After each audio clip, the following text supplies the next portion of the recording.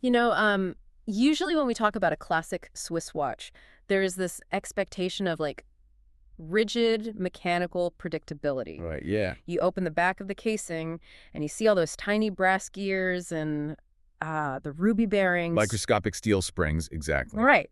Everything is machined to exact tolerances. It is a closed, predictable system. The gear turns, the hand moves. It is comforting, honestly. We naturally gravitate toward systems that can be visibly measured, and mathematically categorized. But imagine trying to build that exact same Swiss watch, aiming for that exact same microscopic precision, but instead of using brass and steel, you have to build it out of like living fungus Living fungus, yeah. and regional snowmelt and mutant strains of yeast. Suddenly, that comforting predictability is just gone. It is completely thrown out the window. We are looking at an engineering landscape that is entirely organic and, frankly, wildly chaotic. And yet, this is exactly what master brewers in Japan have been doing for centuries. Mhm. They were engineering a mathematically precise biological marvel out of weather and microbes. Just to create something most people only think of as, a simple beverage to wash down a spicy tuna roll. Exactly. And the craftsmanship required to navigate that biological chaos is just staggering. It really is. When you look at the source material we've gathered for this deep dive, from the historical text detailing ancient microbial warfare to modern mycological genetics, you realize that Japanese sake is not just a drink. It's so much more than that. Right. It is a highly sensitive, liquid reflection of the Japanese archipelago itself. And that's Yeah. our mission today, to take you, the listener, from a beginner to an absolute advanced aficionado. Okay, so before we can even talk about tasting it, I need to clear up a massive misconception I had going into this material. We have to look at the linguistic landscape because it turns out the word we all use is actually a bit of a trap. It is a massive trap. Let's look at the language itself. In Japanese, the standalone word, the character for sake, is actually just a universal hypernym. Meaning it just covers everything. Right. It broadly denotes all alcohol. So, if a Japanese consumer speaks of sake in a general conversation, they could be referring to beer, wine, whiskey, or distilled spirits. So if I walk into a bar in Tokyo and just ask for sake, I am fundamentally just saying, I would like some booze. You might get handed a menu of scotch. Wow, okay. Yeah. The true, culturally protected, and hyper-specific term for the domestic Japanese rice brew is Nihonshu. Nihonshu. Exactly. That translates literally to Japanese alcohol. Wait, this immediately makes me think of Chinese rice wine. Because China has a massive ancient tradition of brewing alcohol from rice too. Hey, dude. And logically, since both are made of rice, I assume they were basically cousins. Are we just talking about a border and a linguistic difference here? There's a wildly common assumption, but the reality represents a massive fork in the road of human food culture. The primary divergence between Japanese Nihonshu and Chinese rice wines like Miju or Wangjiu is fundamentally microbiological. Meaning they use completely different biological engines to start the process. Exactly. Think about the fermentation starter. In Chinese traditional brewing, the starter is called juquo. This is a wild polymicrobial ecology. So it's just a free-for-all. It's essentially an uncontrolled ecosystem, yeah. You have various fungi, you have non-Saccharomyces yeasts, and crucially, you have a massive active presence of bacteria, Like what kind of bacteria? specifically strains like bacillus. And because of this heavy bacterial intervention, the proteins in the rice are aggressively dismantled. And proteins breaking down means amino acids, which completely changes the flavor profile, right? Drastically. Mhm. Chinese Huangjiu achieves immense concentrations of amino acids, specifically L-glutamic acid. Which means umami. Massive umami. It can reach up to 268.2 milligrams per liter. The resulting liquid is deeply savory, intensely nutty, heavily oxidative, and packed with a rich, almost broth-like umami. But Japanese Nihonshu goes in the exact opposite direction. They don't want a wild party. No, they want absolute isolation. Japanese Nihonshu relies entirely on an isolated, highly domesticated, and detoxified fungus called Aspergillus oryza, universally known as koji. Just one specific fungus. Right. For centuries, Japanese brewers have developed techniques to actively suppress bacterial intervention. They want a pure fungal environment. Their target is not a heavy, savory broth, but a crisp, clean, ester-driven, fruity profile. It's like the difference between letting a wild forest grow untamed to produce deep, earthy truffles versus manicuring a botanical garden to yield pristine, delicate fruit. That is a perfect way to look at it. And that manicured botanical garden is fiercely protected by Japanese law. I was fascinated by the Liquor Tax Act and the sources, the legal hoops you have to jump through just to call your drink safe. Yes, yes. There's the official legal designation for clear liquor. Right, and the parameters are incredibly strict. Let's talk about the speed limit, because this blew my mind. Yeah, alcohol by volume, yeah. Yeah, the ABV of the finished product is legally capped. It must be strictly under 22%. And that is not an average or a final bottling suggestion. It is a hard biological ceiling. Meaning what, exactly? If the alcoholic concentration hits that 22% threshold at any single point during the fermentation process in the vat, the beverage is legally stripped of its Seishu status. It gets demoted. That is wild. It's literally a speed limit on a highway. You can cruise at 21.9 miles per hour and you are an esteemed traditional Seishu. Right. But you hit 22 for even a minute, the regulatory cops pull you over, strip your badge, and suddenly you are reclassified as a distilled spirit, a liqueur, or just a generic miscellaneous alcohol. Exactly. And beyond the alcohol volume, there is a strict additive equation for standard non-premium sake, which is called futsushu. Okay, what's the rule there? The law dictates a rigid mathematical inequality. The total weight of any permitted additives, the most common being neutral distilled brewer's alcohol, cannot exceed 50% of the weight of the raw rice used in the mash. Because if you didn't have that rule, a massive commercial brewery could just ferment a tiny puddle of actual rice and then flood the vat with cheap industrial alcohol to stretch their profits. Exactly. This forces the rice to remain the undeniable biological foundation of the drink. Which makes total sense. Furthermore, the law isn't just about chemistry. It dictates physical mechanics. To be legally classified as Seishu, the fermented mash must physically go through a process called shibori, which translates to pressing. Pressing. Yeah, you have to mechanically separate the solid grain matter from the fermented liquid. Which means I can't just brew rice in a bucket and serve the chunky liquid to someone. No, if you skip the pressing, it remains doburoku, an unrefined, unfiltered homebrew. And the interpretation of this law is fascinatingly strict. How strict are we talking? Even if a brewer is making cloudy sake, known as nigorizake, which intentionally looks thick, milky, and full of rice sediment, they must legally pass that thick liquid through a coarse mesh during the pressing phase. So even if the goal is to make it cloudy, it still has to hit a mesh. Right. The mesh can have wide holes, but if the physical barrier isn't there, it isn't legally Seishu. That is so specific. And in 2015, Japan took this legal framework and locked it down globally with geographical indication, or GI protection. This was a monumental shift in how the beverage is treated internationally. It is philosophically and legally identical to how France protects champagne. So it's tied to the land. Completely. The GI dictates that only Seishu produced entirely within the physical borders of Japan, using only Japanese harvested rice and Japanese domestic water sources, can bear the title Nihonshu. So if an absolute master brewer moves to California, uses the exact same koji spores, the exact same traditional techniques, but uses Sierra Nevada snowmelt and California-grown rice, they can label their bottle sake for the American market, but they are barred by international trade law from calling it Nihonshu. Because the Japanese government recognized that the liquid is inextricably linked to the land. You cannot separate the drink from the local environment. Which perfectly transitions us into the terroir. When I read about wine, terroir is almost always about the soil. Limestone, clay, volcanic ash. Yes, the earth itself.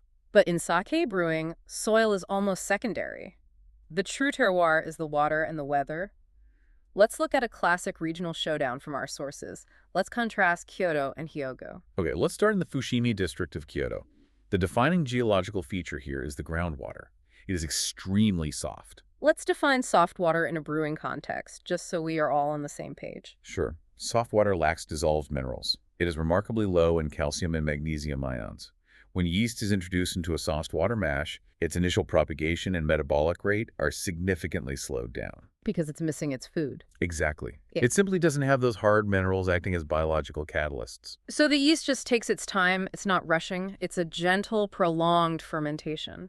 And the historical terminology for the result is onizake, or feminine sake. Because the yeast works so slowly, the final liquid is highly aromatic, incredibly soft on the palate, mellow, with a delicate, lingering sweetness. Okay, so that's Kyoto. Now let's travel just a couple of hours away to Hyogo Prefecture, specifically the Nara district. They are famous for a water source called Mayamizu. Miyamizu is notoriously hard water. It is dense with phosphorus, calcium, and potassium. And for the yeast, those minerals act like a biological energy drink, right? Exactly like an energy drink. Mm. The yeast cells gorge on the nutrients, and the resulting fermentation is rapid, aggressive, and highly vigorous. A completely different environment. So what comes out of that aggressive, fast fermentation? The antithesis of Kyoto. They call it otokozake, or masculine sake. It is bold, robust, highly structured, very dry, and carries a heavy, unmistakable mineral backbone. Just by moving across the country and pulling water from a well with a different mineral load, the fundamental personality of the beverage flips. It completely flips. But if we really want to talk about extreme terroir, we have to travel north to Niigata. This region is defined by intense, punishing winter weather. The environment sounds incredibly hostile. Niigata experiences massive winter precipitation, resulting in colossal snowpacks. But those snowpacks provide two critical advantages for brewing. Okay, what's the first one? First, heavy, continuous snowfall acts as a natural atmospheric air purifier. As the snow falls, it traps airborne particulates, creating an ultra-clean, pristine microclimate around the breweries. Oh, that makes sense. It literally scrubs the air. Yes. And second, it drops the ambient temperature to near freezing. When that massive volume of snow eventually melts, it filters through the mountains, creating an abundant, endless supply of pure, incredibly soft water. And the master brewers in Niigata don't fight this freezing environment. They harness it. They use a technique called, let me see if I can get this right, to use trikihaku. You got it. Translating that, it means low-temperature, long-term fermentation. This is basically the application of cryofermentation. Because the ambient temperature of the brewery is kept so cold, the yeast's metabolic activity slows to an absolute crawl. Right, instead of finishing in 2 weeks, the fermentation is agonizingly stretched out over 30, sometimes 40 days. Now, my initial thought was, why is that a good thing? From a business perspective, why not just put some heaters in the room, warm up the vat, and get the product out the door faster? Because speed breeds flaws. When yeast works rapidly at higher temperatures, it becomes stressed and hyperactive. And what does stressed yeast do? It begins producing harsh, fusel higher alcohols and heavy, volatile organic acids that taste rough and solvent-like. By forcing the yeast to work at a glacial pace and near freezing temperatures, you biologically prevent those heavy, rough compounds from ever synthesizing. Oh, wow. Yeah, the result is a liquid that is exceptionally pristine, crisp, and clean. And the historical context of Niigata gives us one of the most fascinating stories in our research.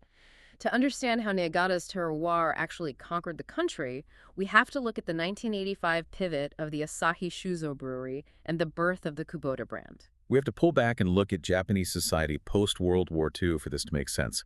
During the rapid economic expansion of the 50s and 60s, a huge demographic of the Japanese workforce was engaged in intense physical labor. Right. Rebuilding cities, manufacturing, heavy construction. And those laborers were burning massive amounts of calories every single day. And their diets reflected that.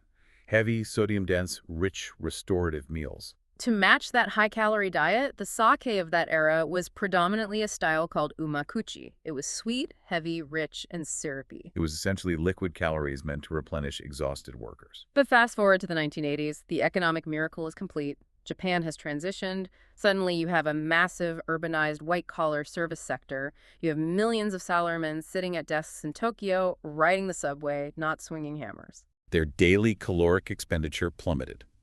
Consequently, their palates shifted entirely. They desired delicate, lighter, intricate cuisines. But the sake industry was tragically slow to adapt, weren't they? They were. They were still churning out massive vats of this heavy, sweet umakuchi brew, and to move the inventory, they engaged in a vicious price discounting war that was rapidly destroying the prestige of the entire category. Enter Toru Hirasawa.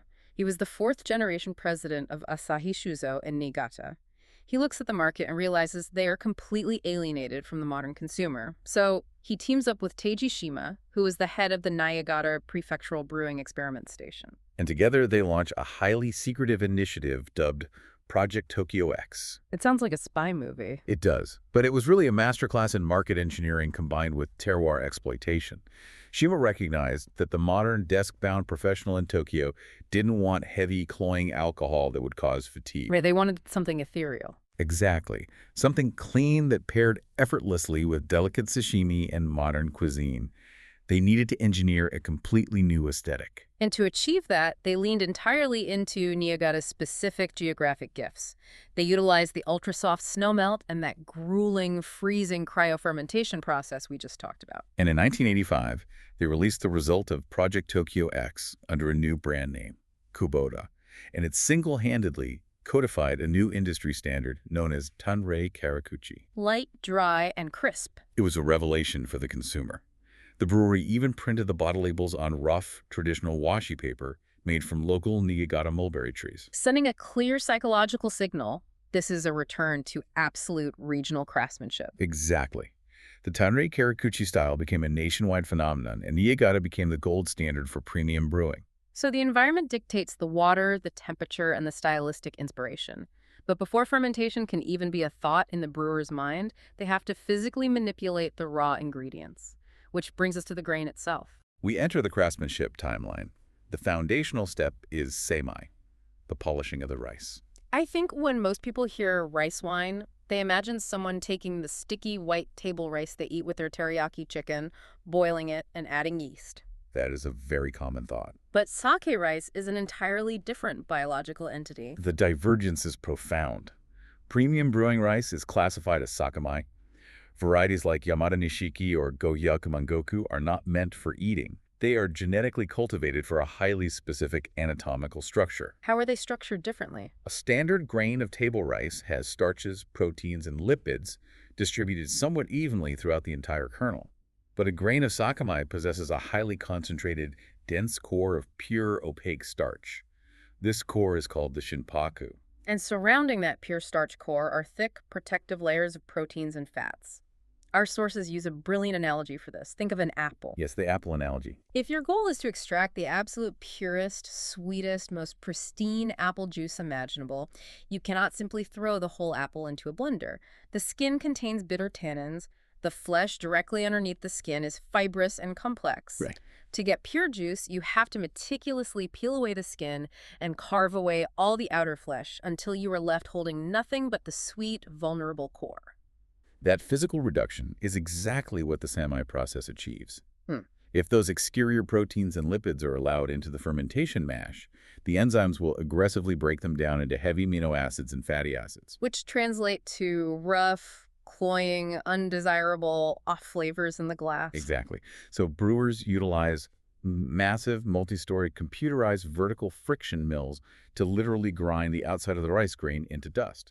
And the measurement of this grinding is called the seimai-buai, the polishing ratio. If you've ever looked at a premium bottle, this is the percentage printed proudly on the label. It is the defining metric of premium classification. The seimai-buai tells you the percentage of the grain's original weight that remains after milling. Wait, so it's what is left over, not what was taken away? Correct. So a standard high-quality sake might display a ratio of 70%, meaning 30% of the outer grain was milled away as bran. But then you get into the upper echelon, the ultra-premium stuff, Jinmai da Ginjo. Yes. The legal requirement to qualify as a dijinjo dictates that you must polish away at least 50% of the grain. You are discarding half of your raw material. That's insane. And many modern ultra-premium bottles push the boundaries of physics, polishing down to 30%, 20%, or even a staggering 7% remaining. That sounds terrifyingly delicate. You are basically taking a small grain of rice and grinding it down to a microscopic speck of pure starch. How does the machine not just crush it into powder? It requires agonizing patience. The stones in the mill must spin incredibly slowly. It can take 3 or 4 days of continuous 24-hour friction to achieve a daijinjo polish. Days? Days. If the stones spin even slightly too fast, the friction generates excessive heat. The heat dries out the remaining moisture in the grain, and the brittle starch core fractures. Oh, and if it cracks, it's ruined. If the core cracks, it absorbs water unevenly later, and the entire batch is compromised. Okay, so after days of careful grinding, we have this tiny, polished pearl of pure starch. Next is shoko, the washing and soaking phase. On paper, this sounds trivial. You rinse the rice, you soak it in water. But at this premium level, This is a highly intense, high-stakes operation. Because the brewer has stripped away all the protective outer layers, the highly polished Daiginjo rice core absorbs water at a terrifying velocity. It acts like a sponge in a vacuum. So it drinks it up instantly. Yes, if it absorbs too much water, it will disintegrate into mush when steamed. If it absorbs too little, the core remains rock hard, and the fungus will not be able to penetrate it during the next phase. So how do you manage something that absorbs water that quickly? Through a technique called Jintai Kyusui, which translates to restricted water absorption. This is not left to estimation or visual cues. The master brewers stand over small batches of rice in the washing vats, holding digital stopwatches, timing the soak down to the millisecond. We're kidding. Not at all. They are targeting a highly specific moisture content, usually around 30 to 33% total hydration. A stopwatch for soaking rice. That is the exact Swiss watch precision we talked about in the beginning. It is entirely necessary, because that precise hydration percentage ensures that during the subsequent steaming phase, the rice achieves a vital physical duality. Which means it has to be two things at once. Right. The core must become fully gelatinized and soft, making the starch vulnerable to enzymes, while the exterior of the grain must remain firm, dry, and non-sticky. Why does the outside need to be non-sticky? Because if the outside gets sticky, the individual grains will clump together into an impenetrable concrete-like paste in the incubation room. And if it's a solid paste, the mold won't be able to grow evenly around each individual grain. Which brings us to the mold. The rice is steamed, it's pure gelatinized starch.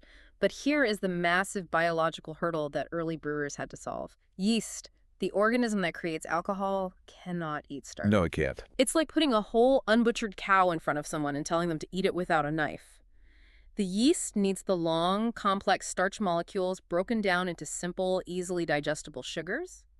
The brewer needs a biological key to unlock that sugar. And that key is the most culturally significant fungus in Japanese history and the undisputed mycological engine of sake brewing, Aspergillus oryzae, universally known as koji.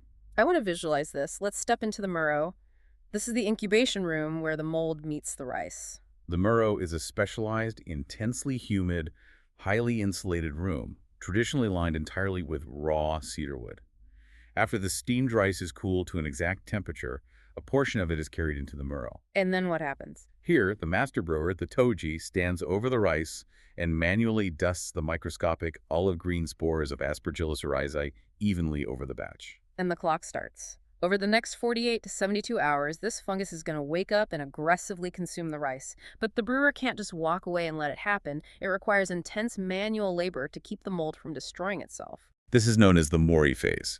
As the fungus colonizes the starch, its rapid metabolic activity generates an immense amount of exothermic heat. So it's basically giving off body heat. Exactly. If left alone in a large central pile, the temperature would skyrocket and the mold would literally cook itself to death. Biological chaos. So the brewers have to intervene. Constantly. The brewers transfer the actively growing, heat-generating rice into hundreds of small, individual wooden trays called kojibuta. Every few hours, day and night, the brewers must manually shuffle, spread, and mound the rice within these trays to dissipate the trapped heat and ensure a continuous, even supply of oxygen to the fungus. They are acting as a manual human thermostat. Yes. Okay, so the mold is growing, the brewers are sweating in a cedar room, keeping it alive. What exactly is this fungus doing while it grows? The koji is operating as a biological factory. As the hyphae, the root-like structures of the mold, burrow into the rice grain, these secrete 4 critical classes of enzymes, each with a highly specific job in deconstructing the grain. Break down that demolition crew for me. First, we have alpha amylase. This is an endo-acting enzyme. It attacks the insoluble, massive rice starch molecules by randomly cleaving the long internal molecular chains. It chops the massive structures into smaller, water-soluble fragments called dextrins. So it's breaking it down, physically liquefying the mash. Okay. But the yeast still can't eat those dextrin fragments, right? They are still too complex. Correct. So the koji simultaneously produces glucoamylase. This is an exoacting enzyme. It targets the terminal ends of those newly created dextrins and meticulously snips off individual glucose molecules one by one. Glucose is the simple sugar the yeast desperately needs to ferment. So alpha amylase is the lumberjack chopping the massive tree into manageable logs. And glucoamylase is the wood chipper turning the logs into fine sawdust that the yeast can actually consume. A perfect analogy. Mm. But the koji isn't just a sugar factory. It also produces acid protease, an enzyme that targets the residual structural proteins in the rice and hydrolyzes them into shorter peptide chains. And finally, acid carboxypeptidase, which degrades those peptides further into free amino acids. And those amino acids translate to umami on the palate. That's the flavor profile. Exactly. And this realization presents the brewer with a massive dilemma. How do you control what kind of sake you get? If the koji is indiscriminately producing enzymes that create both sugar for alcohol and amino acids for flavor, how do you manipulate the balance? Yeah, if I spent 3 days polishing my rice down to 30% to make a delicate, highly aromatic, fruity daijinjo, I definitely don't want a massive dump of heavy umami amino acids clouding up the flavor. How does the brewer command the mold to stop making protein-busting enzymes? By controlling the physical architectural morphology of the fungal growth. The way the mold physically propagates across the grain directly dictates the ratio of enzymes it secretes. And there are two main morphological styles the brewer can aim for, sohei's and tsukihei's. Let's visualize sohei's first. In a sohei's growth pattern, the brewer manipulates the heat and humidity to encourage the fungal mycelium to completely envelop the entire exterior surface of the rice grain, while also driving deep into the center. It is total aggressive colonization. Like a blanket. Exactly. Because the mold covers the entire exterior, where residual proteins reside, it yields massive enzymatic power and aggressive protein breakdown. Sohei's Kanegi is perfect for crafting rich, full-bodied, heavy, and structurally profound junmai steaks. But what if you want that delicate daijinjo? You employ tsukihei's. This is an incredibly advanced, aesthetically beautiful technique. The brewer drastically lowers the humidity in the room. In a desperate search for moisture, the fungal spores drive their hyphae directly and deeply into the moisture-rich center of the starch core, leaving the exterior surface largely untouched. So it's barely on the outside. Visually, it looks like spotted frost scattered on a window pane. So it's barely visible on the surface, but it's dug its roots incredibly deep inside. Yes. And because it avoids blanketing the outer layers where those few remaining proteins might be hiding, it drastically limits the production of acid protease. It limits protein breakdown. Creating a cleaner canvas? Exactly. It creates a low amino acid, highly refined enzymatic environment. This elegant tsukihei's koji is absolutely essential for crafting delicate, pristine, aromatic premium steaks, where heavy proteins would obliterate the fragile, fruity smells. Okay, we have our sugar-making fungus, the koji, and we know we will soon introduce our alcohol-making yeast. Now we put them together. And this brings us to an engineering feat that is entirely unique to sake. It is the defining mechanical brilliance of the entire beverage. We're talking about the process of Heiko Fukuhako, which translates to multiple parallel fermentation. To really understand how mind-blowing this is, we need to contrast it with wine and beer, because they are fundamentally different operations. Let's look at the basic mechanics. In winemaking, the grape naturally contains high concentrations of simple fermentable sugars, glucose and fructose. You crush the grapes, pitch the yeast into the juice, and the yeast immediately eats the readily available sugar, creating alcohol. It is a single, direct, one-step fermentation. Very straightforward. Now, what about beer? Beer is more complex because it uses grain. The starch in malted barley must be converted to sugar first. The brewer mashes the barley with hot water to activate natural enzymes, extracts the sweet, sugary liquid known as wort, boils it to definitively stop the enzymatic activity, and then transfers that sugary liquid to a completely new tank. Okay. Only then, in a completely isolated secondary phase, do they add the yeast. It is a sequential fermentation. Make all of the sugar first, then make the alcohol second. But sake is doing both of those distinct biological processes at the exact same time in the exact same vat. Yes. In Heiko Fukuhako, the saccharification of the starch, the koji enzymes snipping the dextrins into glucose, and the fermentation of that sugar into alcohol occurred simultaneously in a continuous loop. Continuous loop. As the koji slowly and methodically hydrolyzes the rice starches into glucose, the ambient yeast immediately consumes that newly liberated glucose molecule to synthesize ethanol. Let me bring up an analogy to make this concrete for you. Imagine a massive construction site. In beer brewing, the process is sequential. Team A, the enzymes, demolishes a brick building, stacks all the bricks into a massive pile in the center of the site, clocks out, and goes home.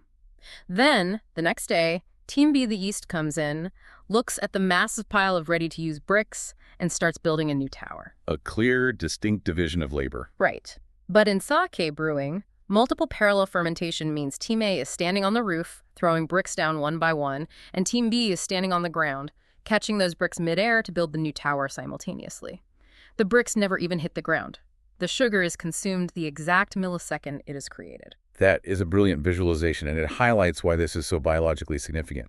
By having Team A throw the bricks one at a time, by continuously trickling glucose into the mash rather than flooding the vat with a massive pre-made pile of sugar, the brewer is completely mitigating osmotic stress on the yeast cell walls. Osmotic stress.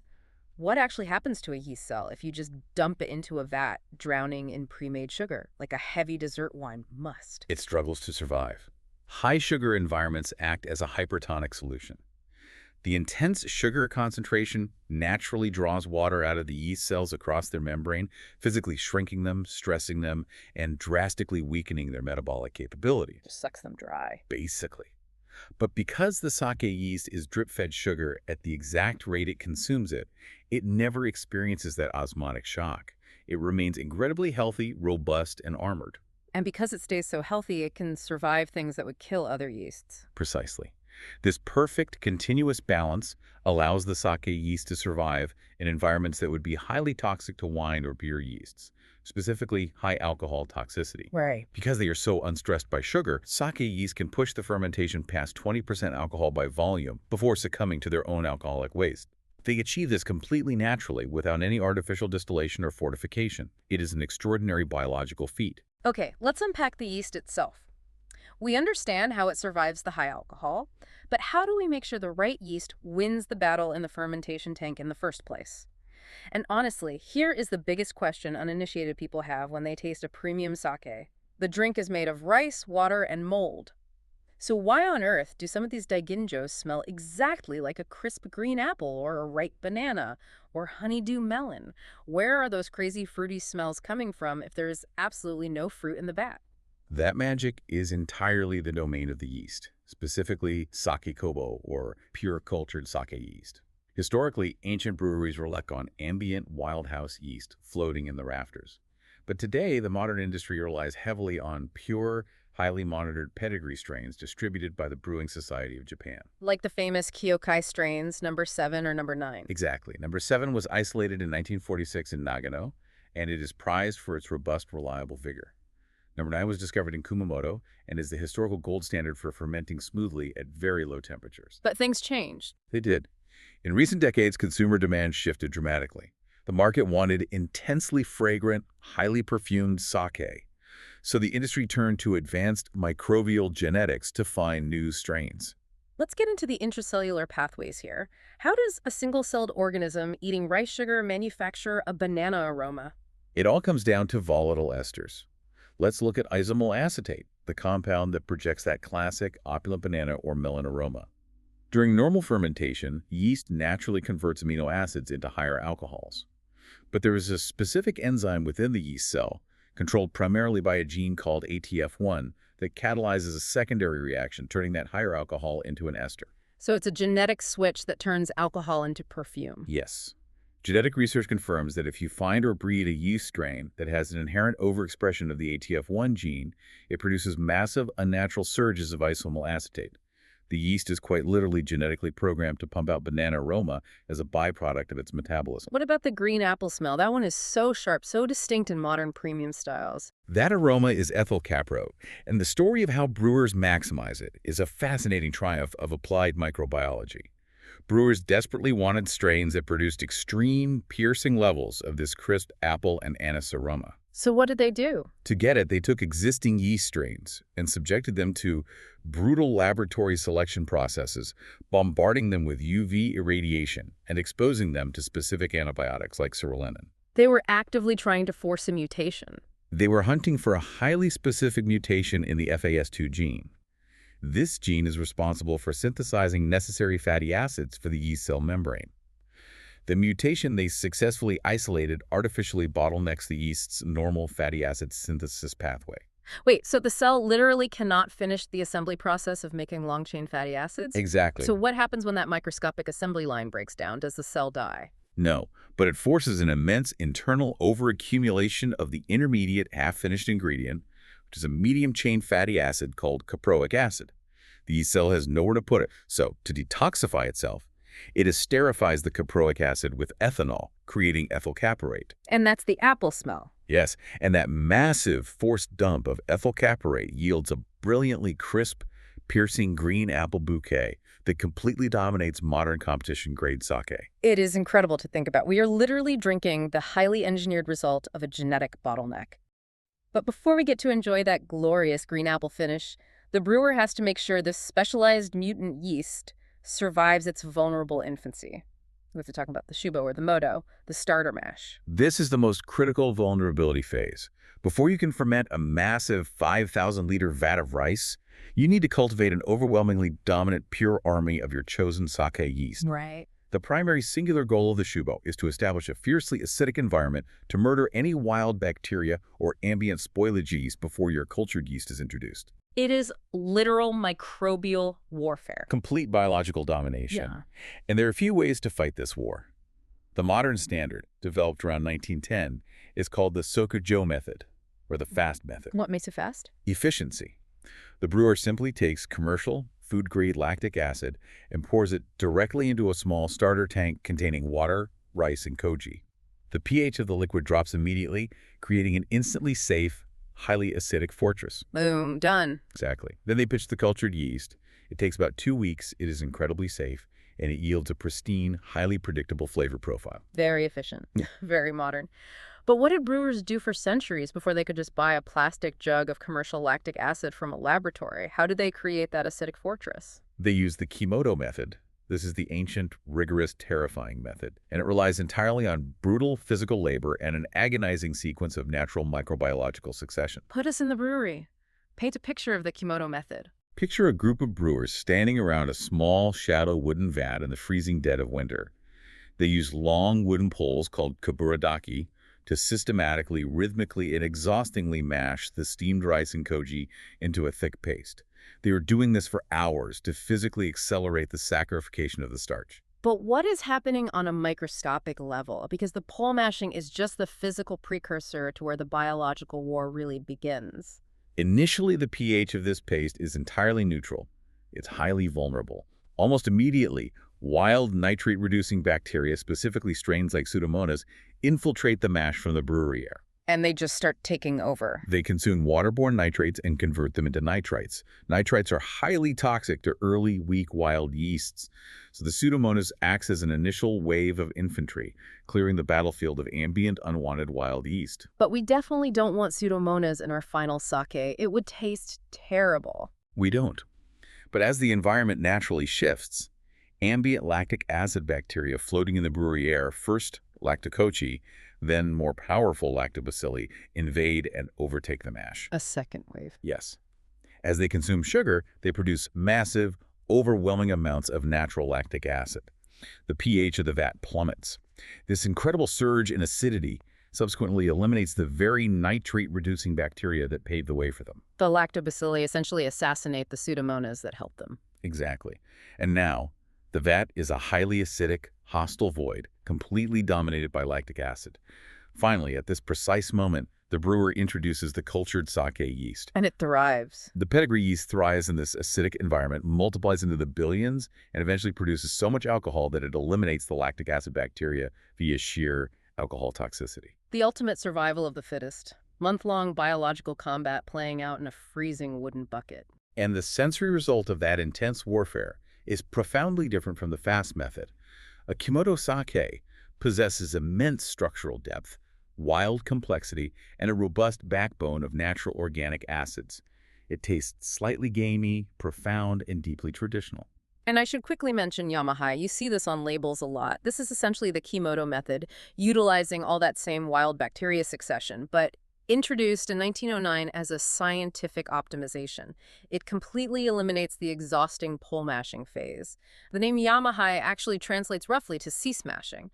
They simply adjust the temperature and water ratios and let the koji enzymes do the physical breakdown work, but the wild biological war remains completely identical. So once the Shubo yeast starter, whether fast or ancient, is victorious and teeming with billions of pure cells, it is transferred to a massive tank to become the moromi, the main fermentation mash. But they can't just dump all the remaining rice and water in at once, right? We just spent a month building up that delicate acidic fortress. If they added all the raw ingredients at once, it would instantly dilute that protective lactic acid, raising the pH and inviting catastrophic bacterial infection. So they use a technique called sandanjikomi, or a three-step preparation, adding the remaining rice, water, and koji gradually over 4 days. Oh, to let it acclimate. Exactly. The tank slowly swells in volume.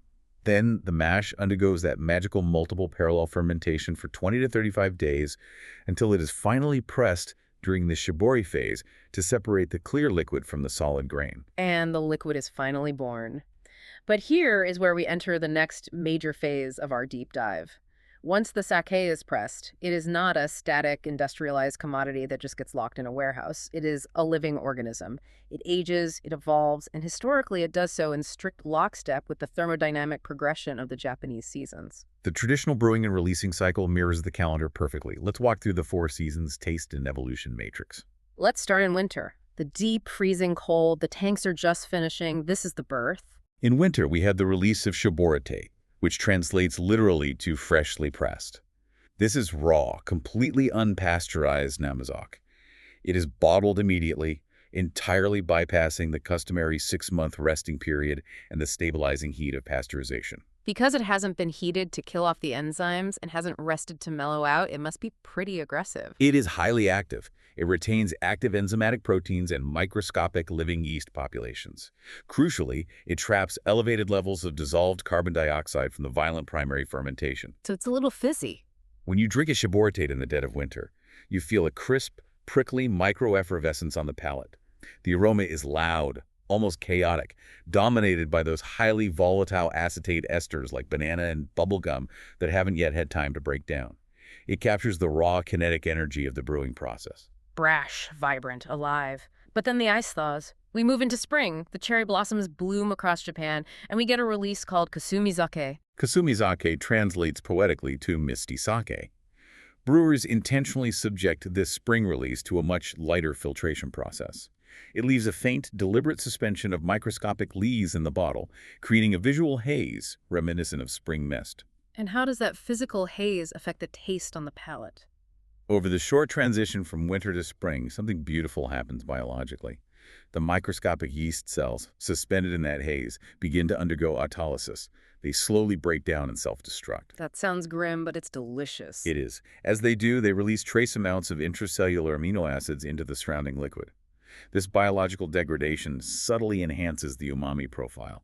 It grounds those high, loud winter aromatics and provides a profound tactile softness, a richer, rounder texture that pairs beautifully with the bitter spring vegetables coming into season. Then the heat turns up. Summer in Japan is notoriously oppressive. Suffocating humidity, blazing sun. You don't want a heavy, rich drink, you want a lifeline. Enter Natsuzake, summer sake. Natsuzake is a modern, engineered stylistic response to sensory fatigue.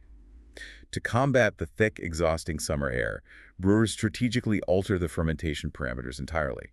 They might deploy high-acid-producing mutant yeast strains or utilize white koji, known scientifically as Aspergillus luchuensis. Wait, white koji, that's different from the yellow one we talked about. Yes, white koji is usually used for distilling shochu because it pumps out significantly higher concentrations of malic acid and citric acid than standard yellow koji. Malic acid, that's the sharp acid in green apples. Citric acid is lemons and grapefruits. Exactly. These organic acids provide a sharp, piercing, mouth-watering astringency. Natsuzake is designed to be served hyper-chilled. The intense cold temperature intentionally mutes the heavier amino acids, suppressing the sweetness and highlights that crisp, revitalizing acidity. It is an architectural foil to the climate. It cuts through the humidity. And finally, we arrive at the culmination of the life cycle, autumn, the harvest season. The temperatures drop, and we see the highly anticipated release of hiyaroshi. Hiyaroshi is highly revered by aficionados. After the initial spring pressing, this batch of sake is pasteurized exactly once to arrest the enzymatic activity. Then, it is sealed in massive enamel tanks and left to rest in cool, dark storage throughout the entire hot summer. 6 to 9 months of resting in the dark. What is physically happening chemically in that tank during those months?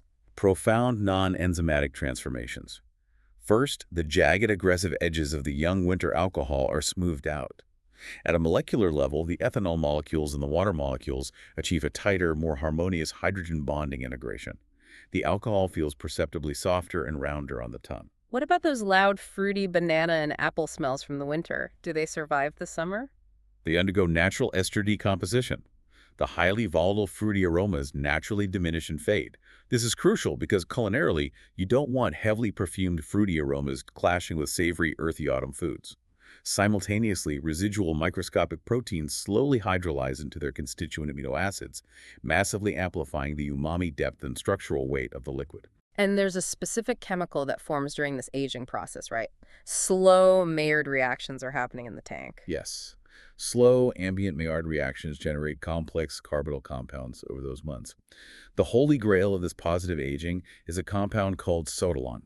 Detectable at incredibly low thresholds, sotalon contributes a deep, sweet, intoxicating aroma of caramel, deep maple, toasted nuts, and dried fruit. Oh, that sounds amazing. By September, when the outside autumn air naturally cools to match the internal tank temperature, the sake is bottled without a second pasteurization.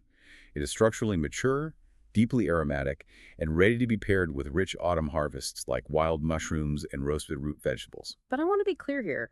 Aging is a massive double-edged sword. Good aging gets you maple and caramel. Bad aging is a sensory nightmare. I know modern tanks are temperature controlled, but historically, how did they avoid ruining it during those hot summers? The margin of error is razor thin. If the sake is exposed to UV light, or if the storage temperatures fluctuate too warmly, it triggers the aggressive synthesis of dimethyl trisulfide, or DMTS. And what does DMTS smell like? DMTS has an aggressively low sensory threshold and projects a highly undesirable, pungent, sulfurous off flavor.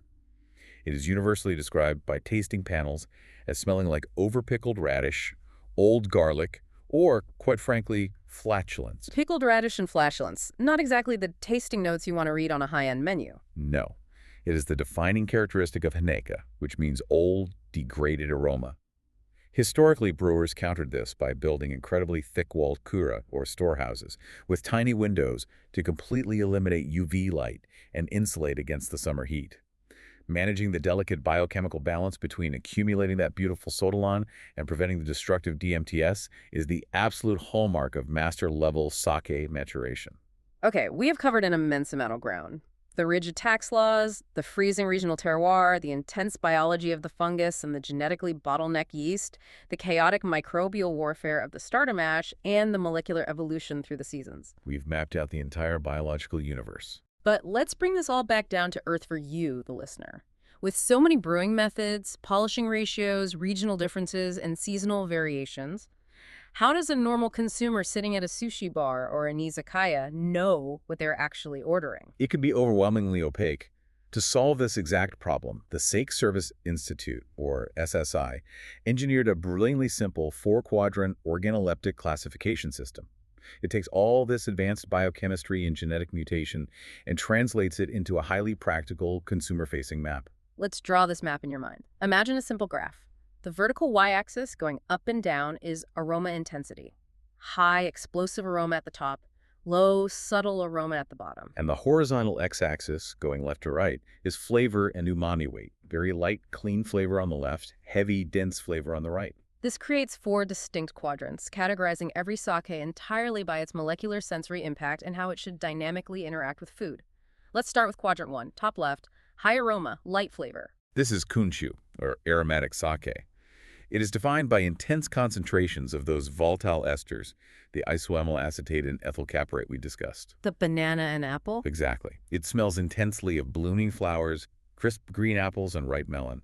Crucially, it is purposefully very low in amino acids to ensure a very light, almost ethereal physical body. So if I'm looking at a restaurant menu, what premium designation maps into the kunshu quadrant? You are almost exclusively looking at Daijinjo and Junmai Daijinjo classifications.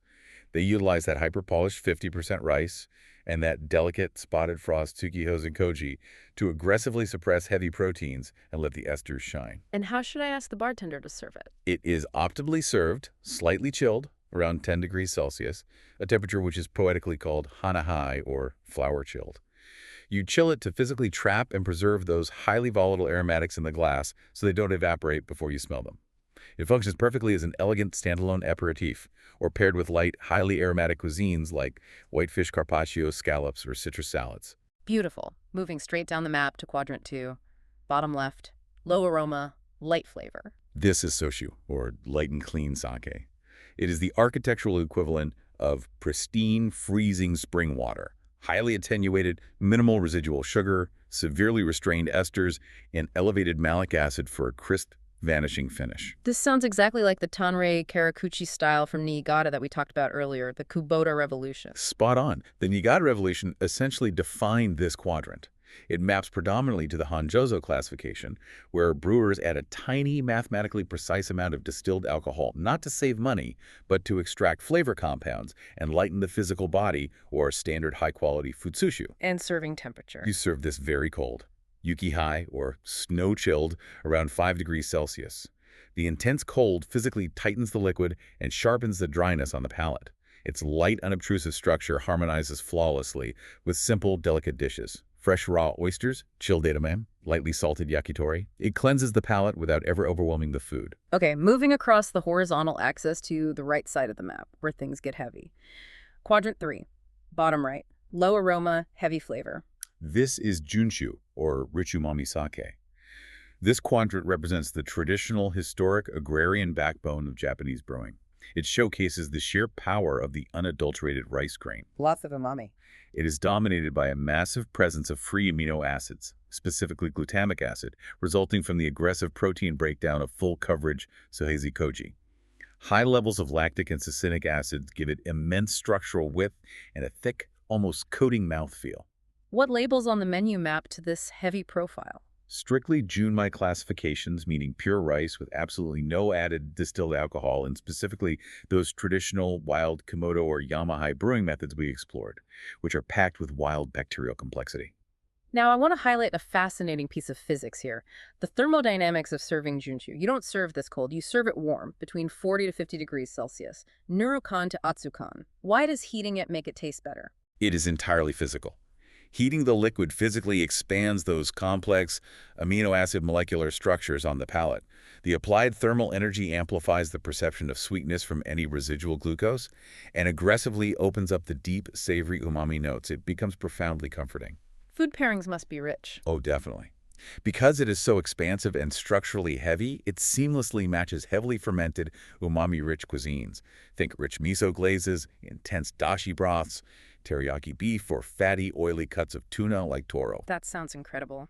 Finally, the extreme corner, quadrant 4, top right, high aroma, heavy flavor. This is jukushu, or aged sake. This is the profound result of long-term temporal chemistry in extreme patience. It maps exclusively to koshu, which is the official term for long-term aged sake, sometimes aged for 5, 10, or 20 years. So this is where that satalan compound comes in heavily. Entirely. It features a complete absence of fresh floral or fruity esters. They have all decomposed.